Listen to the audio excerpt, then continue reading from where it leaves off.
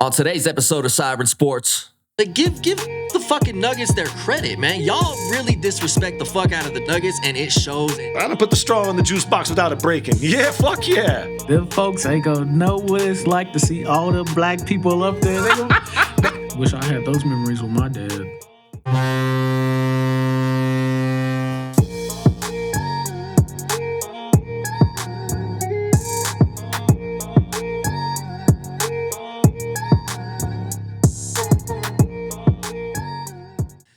Hello, everybody, and welcome to episode number 9 of Siren Sports, episode number 9. I am your host. I go by the name of Town. Next to me, as usual, your co-host, Rico. Yeah. How you living this week, Rico?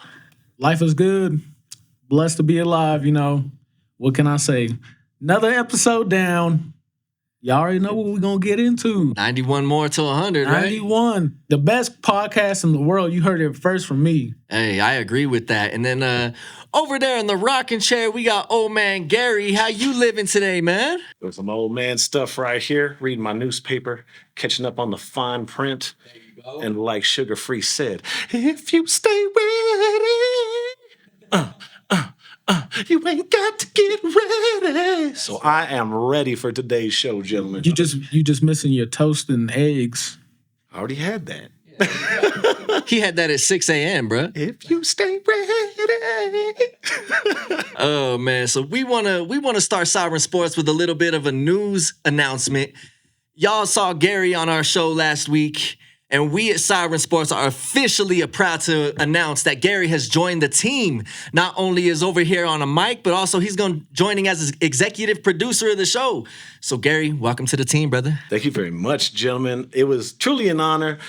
I mean, I was blown away when I got asked to come on, and I felt the chemistry as well. And you guys have a great product. I'm glad to be a part of this team. And Siren Sports podcast will be going to the next level in just a matter of time. So tune in. Don't forget. You heard the old man.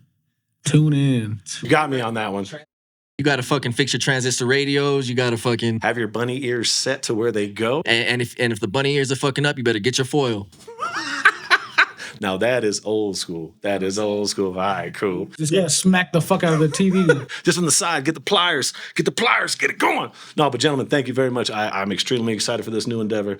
I cannot wait to see what the future holds. A lot of great ideas, a lot of chemistry, a lot of cohesiveness. And yeah, let's just get this show rolling. Let's get it rolling, man. So y'all know the center of the sports world right now is the NBA Finals and what the fuck is going on. And last night, the Denver Nuggets with Nikola Jokic in foul trouble handled business and went up 3-1 over the Miami Heat, who put up one hell of a fight. It was something else. It was something else. And I think every single time the Nuggets start to get doubted, I mean, they just constantly persevere. There was a lot of pressure on them to lock in that third win, a back-to-back win in Miami, you know? Yeah. And they did it, and they did it easily. I mean, my goodness. I mean, Miami did put up a fight, but I mean, it didn't show with the final score. No, it didn't. Especially with Jokic on the bench the majority of the fourth quarter, you would think that would be the time for Miami to strike. But Denver stepped up as a team. Now, Jamal Murray, of course, he made some plays, but he wasn't the player to step up. You had Bruce Brown and Aaron Gordon really carry that team when they needed it last night. Let me just say this. The Cronkies, they must have something special going on. I don't know what they're doing. But between 2020 with the Avalanche and the 2023 Nuggets, through 19 playoff games, they're both 15-4. Wow. I had no idea. You dug that research up? 15-4. Man, both teams. And as you know, the Avs won their championship last year. So when they have a chance to win game 20 because, the Avs won in 5 games last year as well. So The irony. Yeah, everything's connected, man. Everything's connected. Yeah, there's a lot of connections, both ways with Miami and the Florida Panthers both being the 8 seed to make it to the championship as well. There's a lot of connections, man. Stan Kroenke has developed a culture for his teams that he wants to win, and he's gonna do whatever it takes for that to happen. And shout out to him. That's a hard thing to do. And like we talked about last week, there's not many owners that are gonna sit there and not turn an eye on the profit and loss and try to put a winning product on the field. Absolutely right. I was doing my little bit of research, and I came across some interesting information. So, as it stands right now, as of last night's win, Jokic has 572 postseason points. He has 253 rebounds and 186 assists. That is leading all players in all statistical categories for the entire postseason. If this is final, this will be the first time ever in NBA history that one player has led in all three statistical categories for an entire postseason. Jokic is special. Like there's nothing else that you could say about it. Nikola Jokic transforming himself from the. I mean, I hate to say this because it sounds bad on his, but the ball of dough that he came into the Nuggets organization as to what he is now, it's incredible. Absolutely. Insane. I recall in episode 1, I specifically said, it was episode 1 or 2, one of those. I specifically said, Jokic didn't need the MVP. Look where he's at now. He is one win away from winning an NBA championship, but also the finals MVP. And winning the hearts of millions here in Denver. And the world abroad. Because I read an article on SI that was talking about how his game, his style of basketball, his facilitating, his passing, his court vision, I mean, it's respected and reflected in a lot of different countries. Argentina, a lot of parts of Africa, a lot of South America, a lot of European players critique him a lot and give him a tip of the hat to him because he is a very polished and well-rounded basketball player. Anyone who understands the game can watch Jokic and understand exactly what he's doing. Like, yeah, he's not the flashiest person. He's not the most athletic person in the world. He's not jumping out the gym. But the way he commands the ball in the offense, it's top notch. He gets the fucking job done. And that's what I love. People are sitting there trying to compare him, Giannis, and Embiid. And if I'm being quite honest, I don't think they're really in his category. Like, yeah, Giannis is very unstoppable, but what Jokic is doing as a center is definitely changing the NBA as we know it, because there was never no center doing what he does. Like, you're leading in all three categories. Like, not even Shaq was doing that. So it's time to give the man his props once for all. For sure. And yeah, I think they're starting to notice nationally what he's doing. I mean, they don't have a choice now. He's doing it on the biggest stage. They really don't. I mean, the Denver sports scene for a while has been in the shadows, aside from the Avalanche and aside from the Broncos, obviously. But most importantly, I think basketball scene with the Nuggets always getting shit on from TNT, TBS. I heard one time you guys had a 9 o'clock game in the morning because nobody's going to watch. You know what I mean? Yeah. It's unfortunate, but now you're force feeding it to him because he is in the finals.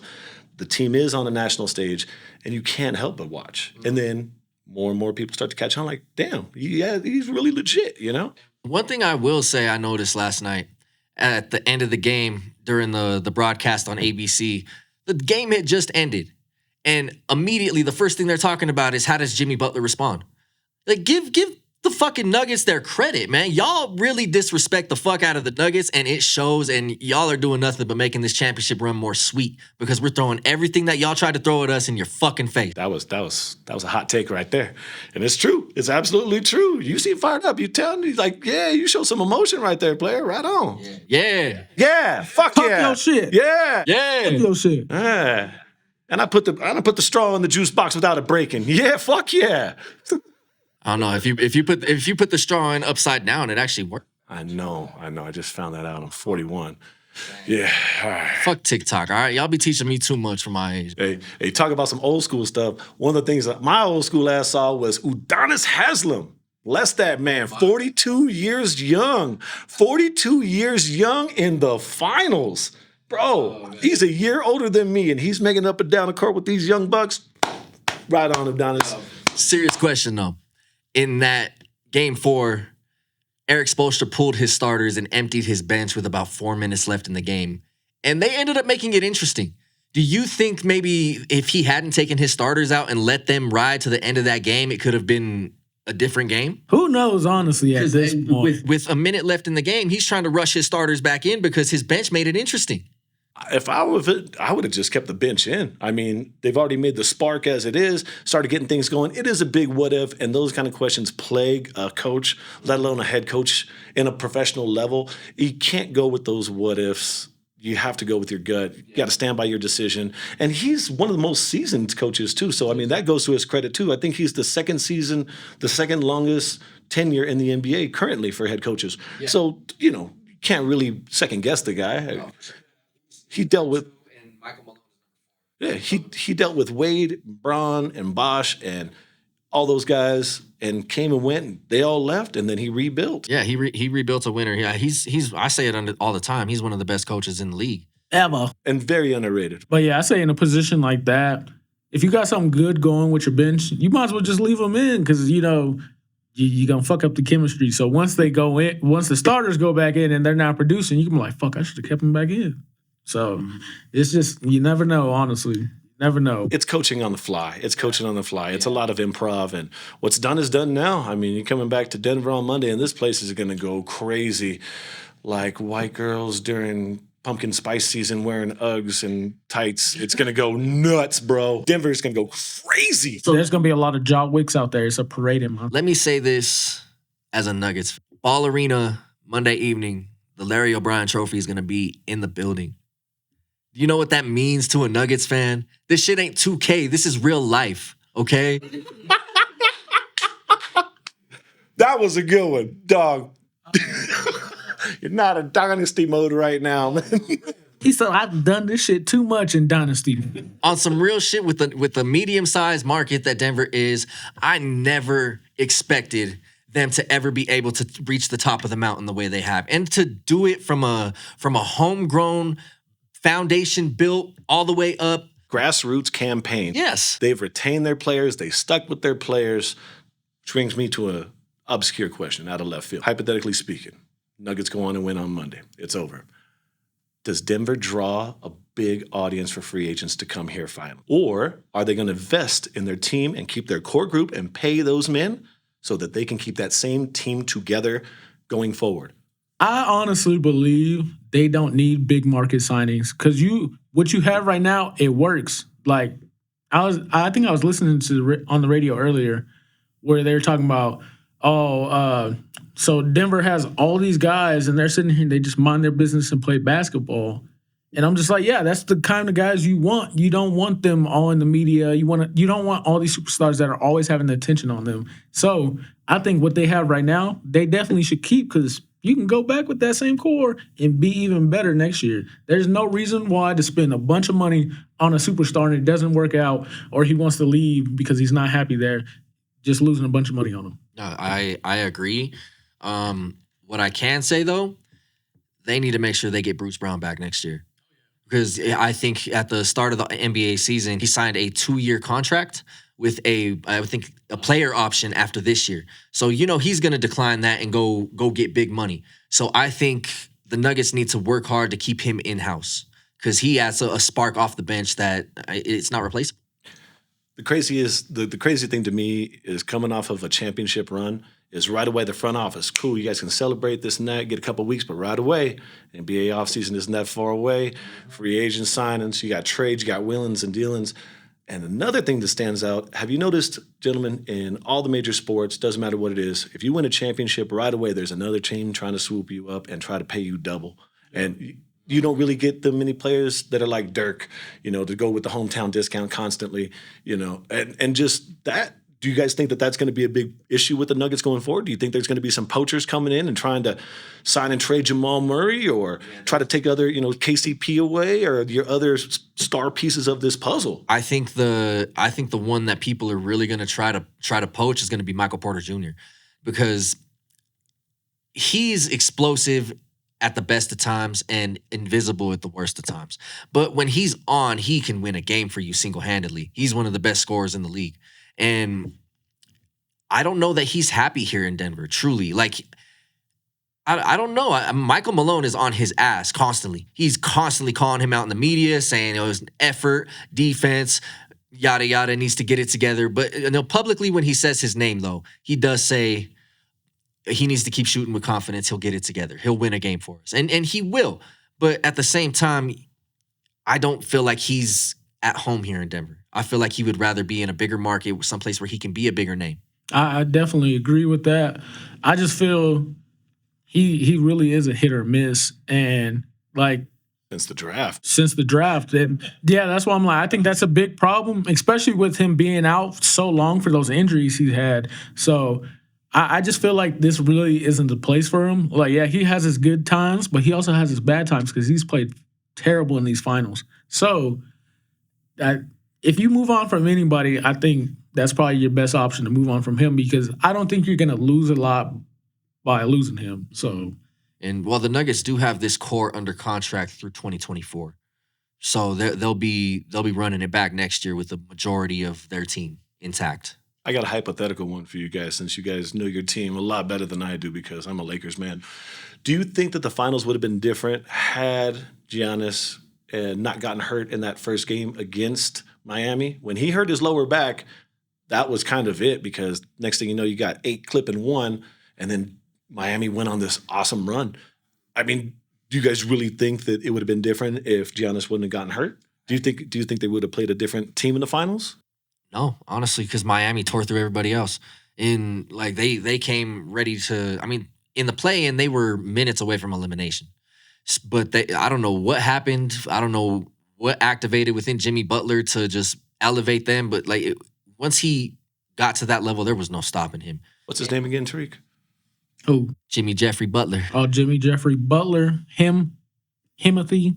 I thought it was Jordan at the end. Hemi Butler. I thought we established that. Mr. Jordan. Yeah, I don't know, because originally in the podcast when we first started our first episode, I honestly said the Bucks were going to be in the finals, and then the Giannis injury happened, and I was just like, I don't think they're going to make it really that far now, and then they end up losing in 5. So I think if he wasn't injured, it would have went 6, but I still think the Heat would have took that series. Good take.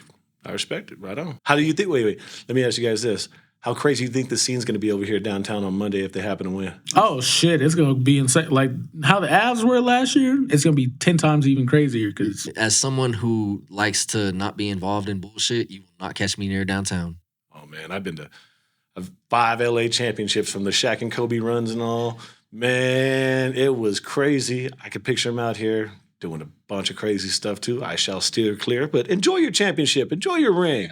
I remember my first beer. I remember my first Lakers parade. That was cute. I'll even say the first time when I got to witness the Broncos win their Super Bowl, bro, you don't know how insane the city was. Like, for me, I wasn't even happy because I'm like, I've waited so long for this because when they won the Super Bowl, their first 2 Super Bowls, well, the second one, I was barely born, so I didn't know. So for them to win the third one, I was like, man. That was kind of the same with me. I was alive, but I was really young. I have some memories of them winning the championship back in the 90s, but it's nothing that compared to 2015 and watching that run, watching that defense, watching that team.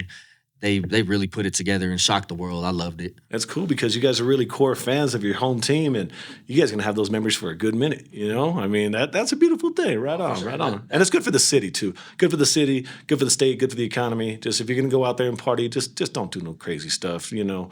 You got a lot of kids out there, a lot of youngsters doing young things, but remember there are consequences to your decisions. Young men and women, real old folk talk. So old folk talk. Those core memories you were talking about, that's the type of stuff that I want to build with my kids. You know, last night watching the Nuggets game on the big screen with my son sitting there cheering them on, you know, my 5-year-old son, and go Nuggets, he's excited when they win. Like he knows they're 1 game away from a championship, so he's super hype about it. My daughter's super hype about it. And yeah, I love passing it down to the next generation. Beautiful memories, man. You're not going to ever let those go. Right on. Wish I had those memories with my dad. What happened? Big Papi didn't come around or what? Everybody knows Tariq's full name is Tariq Hatchet Young Ortiz from the DR. If you cannot tell me that this man's father is not David Ortiz, I will pay for the ancestry and we will all pitch in. We'll go a GoFundMe page to prove that this man is of we should just throw the baseball at it because he just catch it like this and go, oye, papi, oye, dame la pelota, oye. Los Angeles. Eating bananas and shit. Oh my God. Plantain ass. Everything with rice, motherfucker. Siren Sports. Bad. Speaking of Big Papi, what's going on in the baseball world, man? What's happening this week? There's been a lot of crazy things. The Mets are on the complete decline. They got swept by the Braves. Man, Verlander and Scherzer together have an atrocious ERA. They are not doing what they are getting paid for. That's just in the National League talking about over there. Dodgers up on first for a good part of the year, slowly on the decline. The Arizona Diamondbacks have swooped in and taken first place in the National League West. Wow, okay. They are currently 2.5 games up. But again, it's only June. We got a marathon, not a sprint. Yeah. Not really too concerned with it. But there is somebody I heard that has the juice. And there is somebody in baseball in Cincinnati. I'm going to go ahead and pass to my man, RICO, because there's a gentleman in Cincinnati. I don't even want to speak on him. But this young man is doing tremendous things. Who is he, RICO? Let me do this. Mr. Ellie Dela Cruz got the juice this week. Got the juice. The juice. The fucking juice. Tell him again. The fucking Hugo. Yes, sir. Hugo the Rico way. This man just started his first season in the big leagues the other day, and in his first game, hit a fucking moonshot home run, 458 feet. 114 miles an hour off the bat against Gonsling for the Dodgers. Tony Gonsolin's no joke either. And yeah, he smoked it. Go ahead, RICO. Tell him what else he does. Man, this man got a triple in under 11 seconds. Let me tell you, that boy is fast as fuck, boy. Okay. Fast as fuck. Quick question for you. Who's faster, him or Tyreek Hill? I don't know. Yo, okay. At Siren Sports, we want to see that. Ellie Dela Cruz, Tyreek Hill, 40-yard dash. Let's get this motherfucker going. That's a good one because he went from home to third in 10.4 seconds. That's 90 yards. 90 yards in under 10.5 seconds. You break that down, what is that? 5.25 seconds on the 40, but he hit the ball and out the box. Out the box, and he's rounding, he's turning. And he's turning. It's not a straight line. Absolutely right. So you got to take that into account as well. That boy was running. So what's the answer, Reek? I'm going to just say it now. I want to see the race. Let's get the race. Yeah, we gonna tag Tyreek Hill, we gonna tag Ellie Dela Cruz, and we gonna get this. We gonna get some Twitter shit popping with them. We gonna see what's happening. I'm telling you, man, that dude's a stud. He's 21 years old, from the DR, 6'5". He's running that fast with probably 100K in chains around his neck. If you haven't seen this young man play, he's extremely exciting, as most young players are from the DR. He just got his time to pop. And again, like we were talking about last week with the international players, fellas, these guys are bringing so much hype, so much energy, so much more enthusiasm to the game of baseball. Yeah. On a side note, this kid is so stand-up. He hit the ball, almost went out the fucking stadium in right field. Dude caught the ball. Mookie Betts goes ahead, signals to him, hey, throw me the ball. We'll do the little meet and greet afterwards. I'll arrange it. That's how they do it nowadays to get his first home run back. Yeah.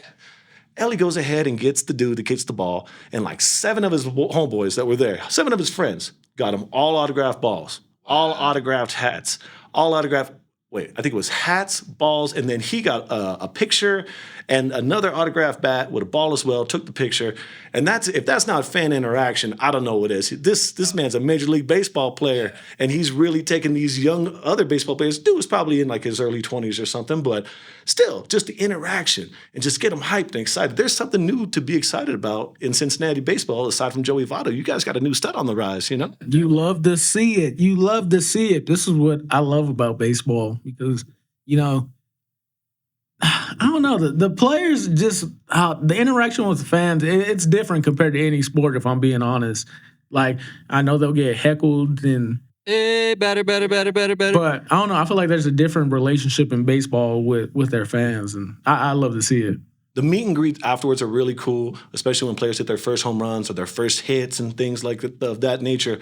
But what else I've noticed this year that they started to do at the end of last year was the home run celebrations. Have you guys seen that in the dugout? I haven't, no. Oh, yeah. So which ones have you seen? I've seen the one where they'll be dancing in the fucking dugout, or like the Angels have a little samurai hat. That's what I was going to pick on. So after a home run at home, Angels, for instance, they bust out a samurai hat. Okay. After that, what's it called? In San Diego, fuck the Padres.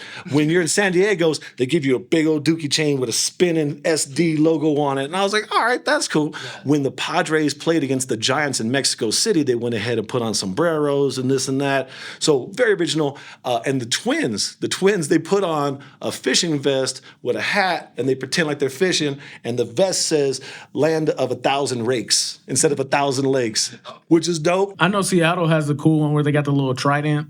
Yeah, that's so original, and it gets the fans going. The last one I remember was in Baltimore, the Orioles. They literally bust out. Dude will get a double or something like that. He'll bust out the sprinkler, and then all the other players from them spitting out water. You're getting young kids involved again, man. And like these adults, these grown men, paid millions of dollars to play a kid's game. They're fucking bringing the enthusiasm back, and it's a beautiful time to be a baseball fan again, especially for young baseball fans, because these are new memories being formed. Bat flips and all. Serious question. Did any of them do 10-cent beers? You saw what I sent you. We're going to bring it up. Yeah. Okay. Yeah. Oh, man. So in baseball news, on June 6th was the 49th anniversary. We're 49 years removed from one of the craziest scenes in sports history ever. I know. What's the joke, asshole? What? How old was I? How old was I, fucker? How old was I when this story came out? Bastard. All right, so what happened was 49 years ago in Cleveland, the Rangers played Cleveland, and attendance was down, and Guinness Beer Company said, hey, we're going to try to pack the whole stadium. We're going to have 10-cent beer nights. Sounds like a good idea, right? Shit, 60,000 beers were sold, okay? I got the numbers. 50 cops, 19 streakers, 2 Bear Moons. Bear Moons is front and back unless you don't know. And 1 sports reporter got socked in the jaw. Crazy shit ever. If you get a chance, go look it up on Reels, YouTube, whatever, and look up 10-cent beer night and the debauchery that happened afterwards. Because that shit is fucking wild. Where did that take place again? It was in Cleveland. It was in Cleveland, Ohio. Yeah, I would have guessed fucking Florida. Real shit. Can you imagine if they did something similar out here in Colorado?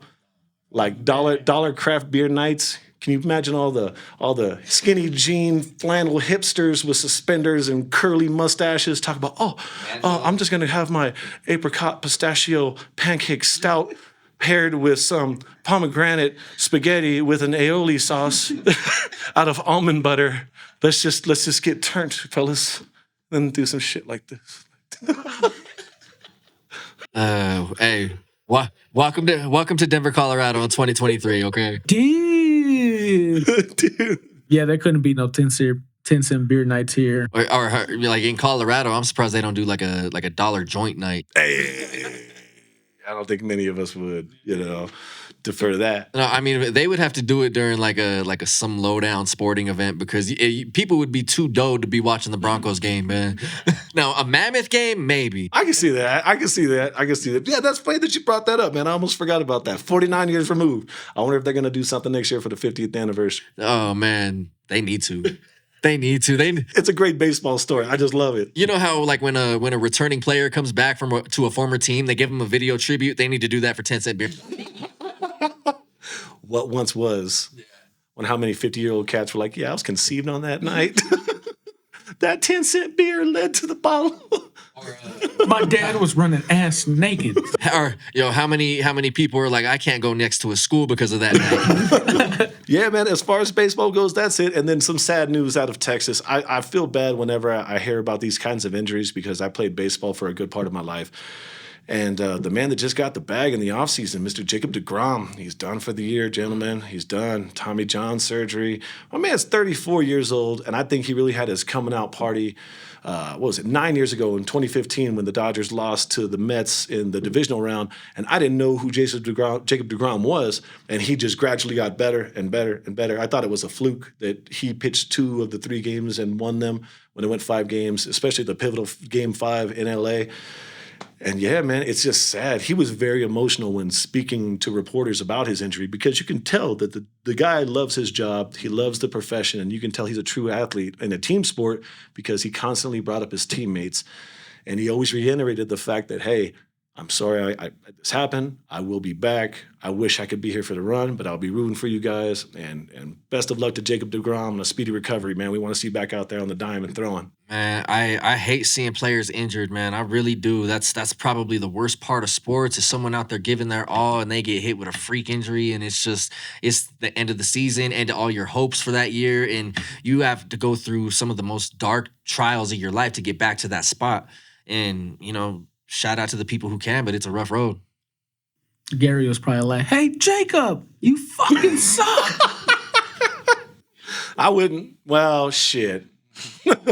playing against the Dodgers, maybe, but you can't get that close to the players anymore. But yeah, that just sucks. And then he just got paid too. And baseball's the only sport where you are guaranteed. Once you sign that dot, you are getting it all, sir. Well, I think NBA does too as well. Do they really? Oh, I apologize. Yeah. I think football is the only sport where it's not guaranteed. The irony in that shit. I hate that shit, man. They give them boys their bag. Don't bullshit them. Like if you offer that type of money, give that man his money.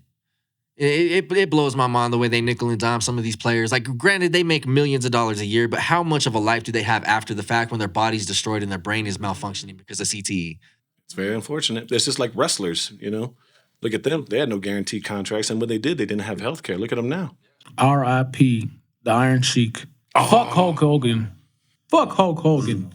R.I.P. the Sheik. 82 or 84? He's 80-something. Yeah, man. That's a good life lived. Right on. I was actually watching Dark Side of the Ring about the Iron Sheik not too long ago and seeing some of the shit that he was, doing outside the ring. That man was crazy. He had a wild life, wild story, that's for sure. But transitioning to football, since we are already talking on it, we got some news.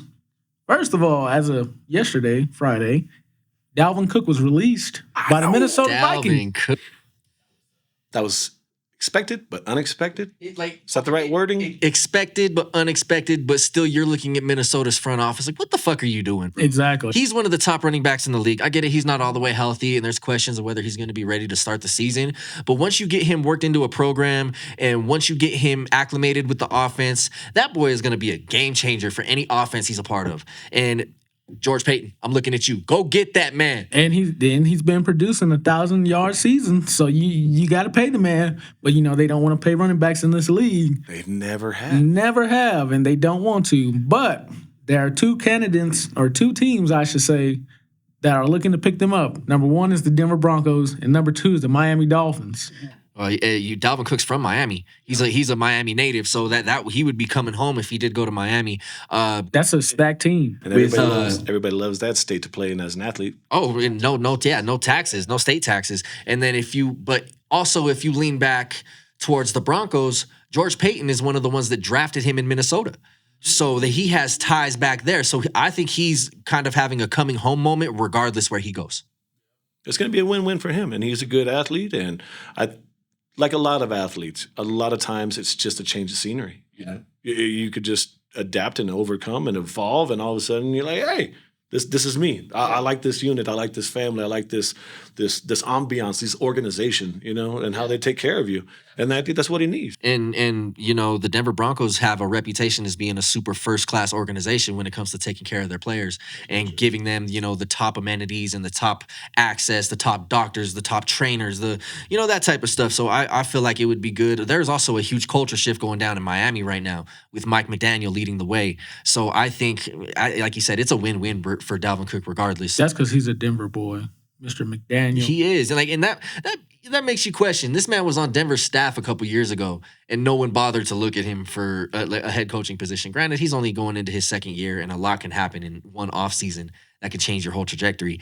But so far, he looks good. He looks like he has poise. Like granted, he's a younger cat, and he carries himself as such, but he seems to have the respect and the control in that locker room. He got that sauce on the field for a coach, But, yeah, for him being a young coach, I give him all the credit in the world. Like, he is changing the culture there in Miami. Like, you just got Jalen Ramsey. You acquired Bradley Chubb last year. You got Tyreek Hill last year, too. I don't know. Miami is really a team you got to watch out for this year, especially if Tua's healthy. Yeah, I think their success is solely on Tua. Yes. But that's scary for Tua. That was scary last year, man.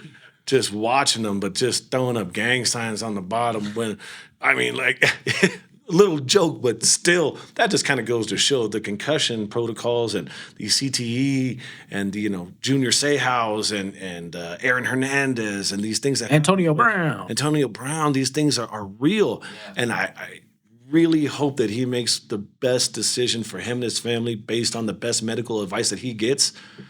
And everything pans out for him, because I would really hate to see something bad happen to him. And I completely wholeheartedly agree with you as well. If he's a healthy Tua, that team is really going to be hard to stop. Really going to be hard. They were the number one offense in the league before he suffered his concussions last year, and I can anticipate them carrying that over. Absolutely.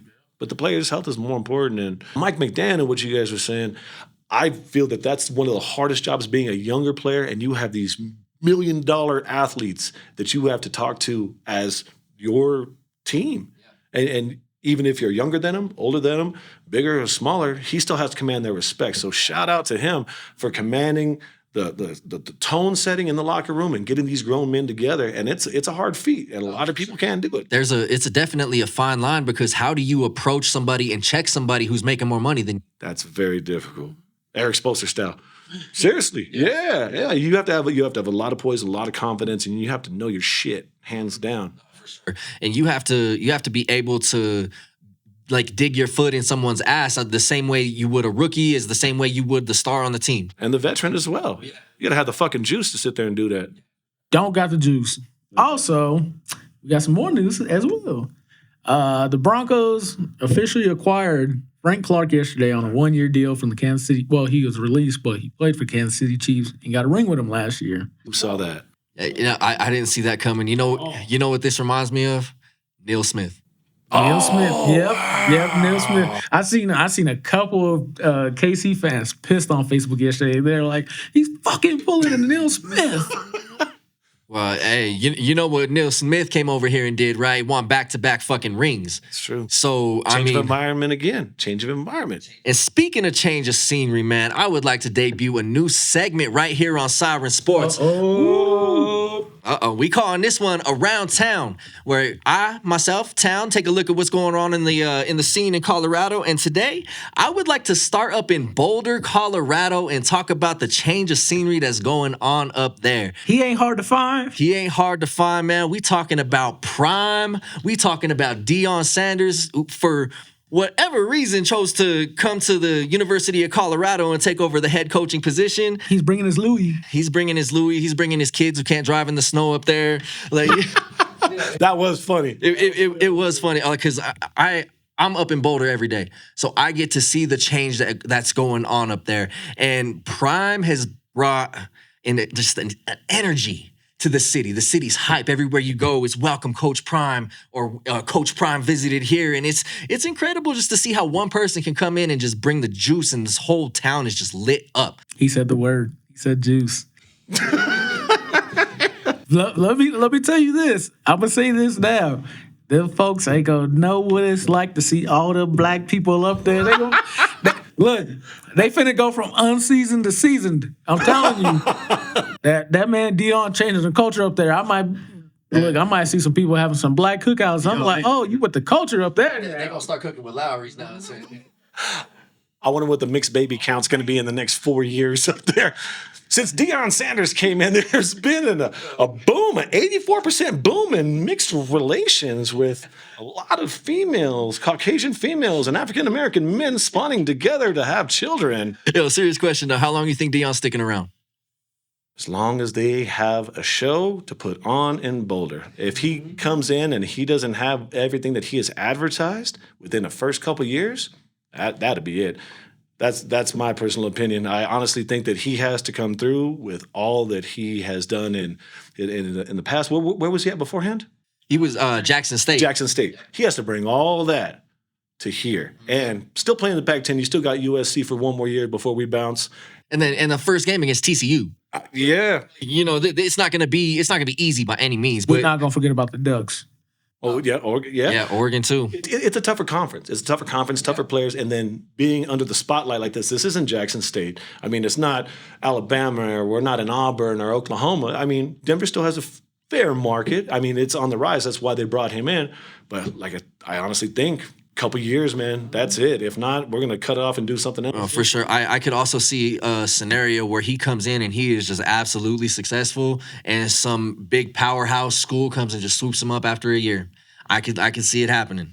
It's now or never at this point, because you're getting all the media attention. They were the only college team to have their spring game on national TV, and it's sold out. Like that was a 50,000 crowd stadium. Like that was no joke to sell out for a spring game. Mm-hmm. And you're getting all these national TV games in the fall, so you got to bring it. You got Shadir Sanders, your son, baller. You got Travis Hunter, the best two-way athlete playing receiver and corner. You got to bring it. So I'm excited to see what they're gonna do. Yeah, I'm excited too, man. We'll be cheering you on. We love to see the local team succeed. Speaking of local teams, we sticking up in Boulder, man. We talking about Boulder High School, the Panthers. The football program, man, just got a new head coach. They tapped former pro player Jesse Jones as their head coach. And let me tell you, man, the juice that is going to be going through Boulder High School in that football program is going to be crazy. It's going to be unmatched, man. That man sets a culture. And knowing him personally and seeing what he does every day, man, Boulder's in for a culture shock. It's not just Prime. Boulder High School is getting a revamp too. And I'm excited to see that. You got names like running back Waylon Lowry, who's going to be popping off, man. He's fucking explosive. You got offensive and defensive trench man, Indy Peterson. Trenches. Yeah, fighting in the trenches, man. They got some good players. And with Jesse Jones coming to establish a culture after they've had a rough few years, I think it's going to be fun to watch. Do you think you're going to see prime time at a lot of those games on Friday nights? Just go ahead, check out, make himself locally seen. Go ahead. Hey, there's nothing wrong. I mean, you got a local high school that's got balling players. I mean, that's how they do it in California. Yeah. All those teams, Long Beach Poly and Mater Dei and all those teams right next to the major universities.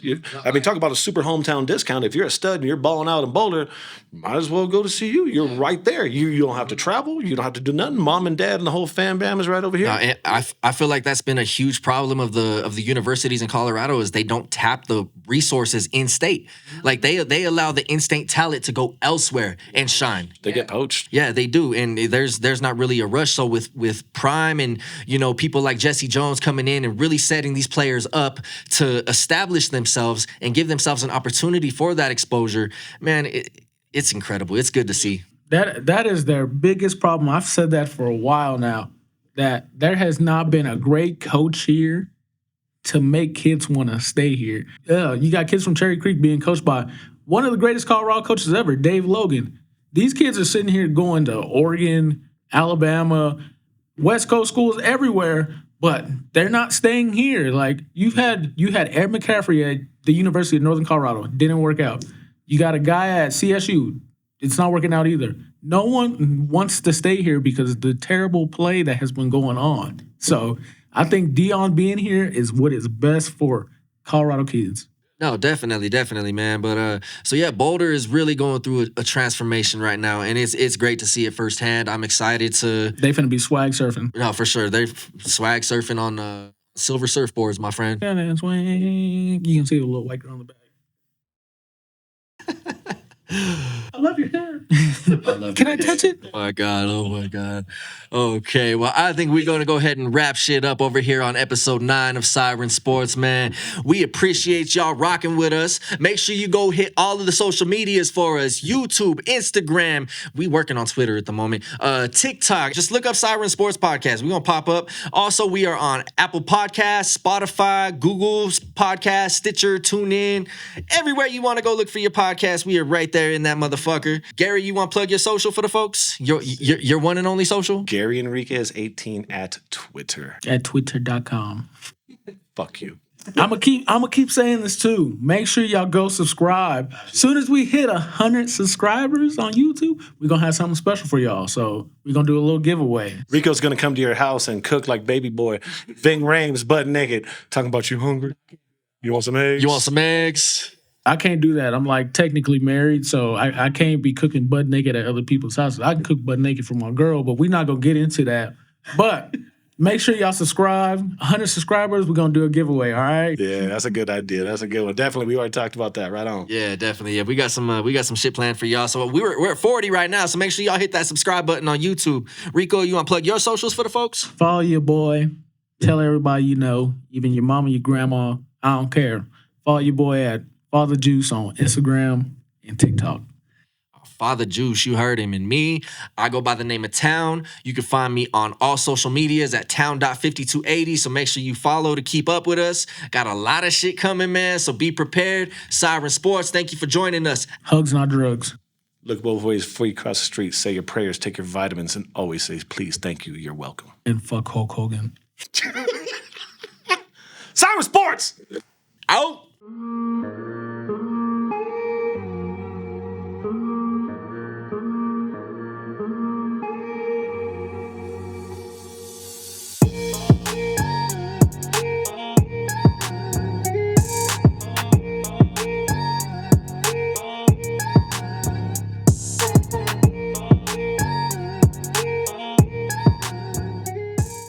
Siren Sports is part of the Imprint Media Network.